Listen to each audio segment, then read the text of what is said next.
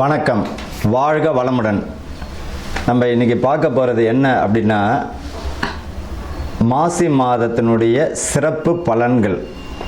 பொதுவாக இந்த மாசி மாதத்தில் பார்த்திங்கன்னா மகம் நட்சத்திரமும் பௌர்ணமியும் இணைந்த நாள் தான் மாசி மகம். சமயபுரம் மாரியம்மன் பிறந்த நட்சத்திரம் எது அப்படின்னு பார்த்தோம்னா மகம் நட்சத்திரம். அதனால தான் அந்த அம்பாள் பேர் மகமாயின்றோம். இந்த மாசி மகத்தில் பார்த்திங்கன்னா மிக சிறப்பானது மகா சிவராத்திரி வரக்கூடியது. அதே போல் காரடையான் நோன்பு, சுமங்கலிகளுடைய பூஜைகள். இந்த மாசி மாதத்தில் பார்த்திங்கன்னா கோவில்கள், புனித நீராடல், பித்ருக்களுக்கு செய்ய வேண்டிய தர்ப்பணம், முருகன் வழிபாடு, சிவன் வழிபாடு, அம்பிகை வழிபாடு எல்லாமே ஒரு அற்புதமான பலனை தந்துவிடும். அப்படி ஒரு இருக்குது இந்த மாசி மாதத்தில். சரி, இந்த மாசி மாதத்தில் பார்த்திங்கன்னா புனித நீராடுதல் ரொம்ப விசேஷங்க. பாவங்களை போக்கக்கூடியது. கடலில் குளிக்கிறது, குளங்களில் குளிக்கிறது, புனித நதிகளில் நீராடுவது, முன்னோர்களுக்கு தர்ப்பணம் செய்யக்கூடியது, இது எல்லாமே ரொம்ப அற்புதமான ஒரு விசேஷமான நாள். நல்ல பலனை தந்துவிடும். குழந்தை இல்லாத தம்பதிகள் பார்த்திங்கன்னா இந்த செவ்வாய்க்கிழமையில் முருகன் வழிபாடு பண்ணும் பொழுது குழந்தை கருத்தரிக்கிறது, அதாவது கருத்தரிப்பதற்குரிய மாதமாக அமைஞ்சிடும்.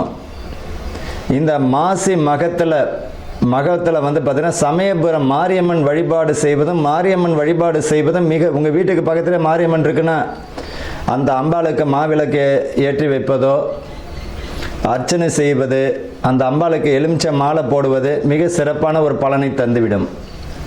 பொதுவாக இந்த எலுமிச்சை மாலைன்னு தான் ஒன்று ஞாபகம் வருது. தயவு செய்து பார்த்திங்கன்னா இந்த ஊசியில் கோத்த பழத்தை தயவு செஞ்சு இந்த சில கோயில்களில் கொடுக்கறது ஒரு வழக்கமாக வச்சுப்பாங்க. அம்பாளுக்கு மாலை போட்டுருவாங்க. அந்த மாலையை பிச்சு என்ன பண்ணுவாங்க, ஒரு பழத்தை ஒன்று கொடுத்துட்டு இருப்பாங்க. பொதுவாக ஒரு பழத்தை துளை போட்டாலே அதனுடைய பலி முடிஞ்சிடுச்சு. அப்பேற்பட்ட பழத்தை நம்ம வாங்கக்கூடாது. முழு பழத்தை இறைவனுக்கு சமர்ப்பிக்கணுமா, ஒரு முழு பழத்தை கொடுத்து அம்பாளனுடைய பாதத்தில் வச்சு அதை வீட்டுக்கு எடுத்துகிட்டு ஜூஸ் போட்டோ அல்லது எதாச்சும் உணவில் சேர்த்துக்கிட்டோ நம்ம உள்ளுக்கு சாப்பிட்ணும். நம்ம என்ன செய்கிறோம், சாமிகிட்ட வச்சுட்டு அது மாட்டு காஞ்சி போய்டும். காஞ்ச உடனே தூக்கி குப்பையில் போட்டுருவோம். பொதுவாக அம்பாள்கிட்ட கொடுத்த பழத்துக்கு அப்படி ஒரு அற்புதமான சக்தி உண்டு. அதை நம்ம பயன்படுத்தணும். ஊசியில் கோத்த பழம்லாம் இல்லை, முழு பழத்தை கொடுத்து இறைவன்கிட்ட இருந்து நம்ம வாங்கிக்கிறது நல்லது. மகா சிவராத்திரி, அதாவது என்னைக்கு வருது இந்த மகா சிவராத்திரி?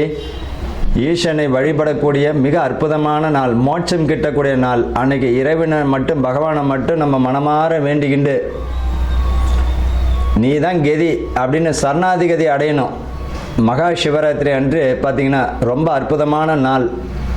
என்னைக்கு வருது அப்படின்னா 15/2/2026 மாசி மாதம் 3ஆம் தேதி மகா சிவராத்திரி. மாசி மகம், மாசி மாதத்தில் வரக்கூடிய மகம் நட்சத்திரம். சமயபுரம் மாரியம்மனுடைய நட்சத்திரம், பிறந்த நட்சத்திரம் பார்த்திங்கன்னா மகம் நட்சத்திரம். அதனால தான் மகமாயின்றோம். 2/3/2026 மாசி மாதம் 18ஆம் தேதி அன்னைக்கு மாரியம்மன் வழிபாடு, வராகி வழிபாடு, பெண் தெய்வங்கள் வழிபாடு, அம்பிகை வழிபாடு மிக அற்புதமான ஒரு பலனை தந்துவிடும். காரடையான் நோன்பு, கணவனுடைய ஆயுள் பலமும் குடும்பத்தில் நிம்மதியும் புத்திர விருத்தியும் வம்ச விருத்தி தரக்கூடிய நாளாக அமைஞ்சிடும். அன்றைக்கி பார்த்திங்கன்னா சுமங்கலிகள் பார்த்திங்கன்னா இந்த காரடையான் நோன்பு இருக்கிறது மிக சிறப்பான ஒரு பலனை தந்துடும். அன்றைக்கி பார்த்திங்கன்னா கோயிலில் உங்களால் முடிஞ்சது மாங்கல்ய சவரடு, வெத்தலை பாக்கு, பழம், பூவு, மங்கள பொருட்கள், மஞ்சள், குங்குமம், உங்களால் முடிஞ்சதுன்னா ஏதாவது ஒரு துணி வச்சு ஒரு 5 சுமங்களுக்கு உங்களால் எத்தனை பேருக்கு தர முடியுமோ தருவது மிக அற்புதமான பலனை தந்துவிடும். குடும்பத்தில் நிம்மதி இல்லாதவங்க, கணவன் மனைவிக்குள்ளே பிரச்சனையாக இருக்குது, குடும்பத்தில் நிம்மதியாக இல்லை, செல்வங்கள் வரக்கூடிய பணம், சம்பாதிக்கக்கூடிய பணம் கையிலே நிற்கலை, இவங்கெல்லாம் பார்த்திங்கன்னா இந்த காரடையான் நோன்பு வருஷம் இருப்பது மிக சிறப்பான பலனை தந்துவிடும். அவ்வளோ அற்புதமான நலம் இந்த மாசி மகத்தில் வரக்கூடிய முக்கியமான தினங்கள். இப்போ அடுத்தது பார்த்திங்கன்னா இந்த ராசி பலனுக்கு நம்ம போகலாம். அன்பர்களுக்கும் நேயர்களுக்கும் ஆனந்த வணக்கங்கள். ரிஷப ராசி பார்த்திங்கன்னா இந்த மாசி மாதத்தில் எப்பேற்பட்ட ஒரு நல்ல அற்புதமான ராசி பார்த்திங்கன்னா ரிஷபங்க. ஆனால் என்ன, நந்தி பகவான் எப்படி சிவனை காலமெல்லாம் சுமந்து கொண்டு வாழ்கிறதோ, இந்த ரிஷப ராசிக்காரர்களுக்கு காலம் முழுக்க ஏதாச்சும் ஒரு சுமை இருந்து கொண்டு தான் இருக்கும். ஏதாச்சும் இறக்கி வைக்கலாம் முடியாது. இவர்களுடைய இயற்கையான விதி இதுதான். அப்பேற்பட்ட இந்த ரிஷபம் பார்த்திங்கன்னா ரொம்ப அற்புதமானது. இந்த வருஷம் பார்த்தீங்கன்னா அரசியல் ஆளுமை உடைய ராசிகளில் இந்த ரிஷப ராசியும் ஒன்று. அரசியல் ஆளுமையில் முக்கியமான ஒரு ராசியில் இந்த வருஷம் பார்த்தீங்கன்னா 2026 ரிஷபமும் ஒன்று. யாரெல்லாம் அரசியல் பிரமுகர்கள், அரசியலில் தொடர்புடையவங்களாக இருக்கீங்களோ அவங்களுக்கெல்லாம் அற்புதமான மாதமாக இருக்கும் இந்த மாசி மாதம். அசிவாரம் போடுவீங்க, பேச்சில் ரொம்ப அற்புதமான தெளிவு கிடைக்கும். நல்ல ஒரு முன்னேற்றமான சூழ்நிலையும் தந்துவிடும். கல்வியில் ரொம்ப கவனமாக இவங்க இந்த மாதத்தில் கல்வியில் கவனத்தை செலுத்தினாலும், புரிந்து கொண்டு இவர்கள் தெளிவடைஞ்சாலும், நல்லா படித்தாலும் சரி, இவர்களுக்கு நல்ல ஒரு பலனை தந்துவிடும், முன்னேற்றமான சூழ்நிலை தந்துவிடும். இது வரைக்கும் வேலை கிடைக்கலன்னு நினைச்சவங்களுக்கு பார்த்தீங்கன்னா, அதுவும் குறிப்பாக ஐடியில் இருக்கிறவங்களுக்கு பார்த்தீங்கன்னா ப்ரொமோஷன் கிடைப்பதற்கு அல்லது இடமாற்றம் கிடைப்பதற்கு நல்ல வாய்ப்புகள் உண்டு. அரசாங்கத்திலையும் பார்த்தீங்கன்னா நல்ல ஒரு பதவி பணி உயர்வு தருவதற்கு வாய்ப்புகள் உண்டு. அரசு அதிகாரிகள் கைவிட்டல் இந்த மாதிரி இருந்தனா சூரியனை போன்று வெளிச்சம் போட்டு காட்டுருவார். அதனால் இந்த காலகட்டத்தில் கைவிட்டல் வேண்டாம். கவனமாக உங்கள் வேலையை மட்டும் பாருங்கள். தொழிலை விரிவுபடுத்தக்கூடிய வாய்ப்புகள் தந்துடும். ஒருவர் ஹோட்டல் கடை போட்டிருப்பார், முன்னாடி ஒரு டீ கடை போட்டுக்கலாம். அந்த மாதிரியான விரிவுபடுத்தக்கூடிய ஒரு அம்சம் தந்துவிடும். வருமானத்தை பெருக்கக்கூடிய மாதமாக இருக்கும். அதே போல் பார்த்தீங்கன்னா இவர்களுக்கு மனை வாங்கக்கூடிய சந்தர்ப்பங்களும், வீடு கட்டக்கூடிய வாய்ப்புகள் கூடி வருங்க. இந்த மாதத்தில் மாசியில் அற்புதமான பலன்கள் பார்த்தீங்கன்னா இந்த ரிஷபத்திற்கு தான்.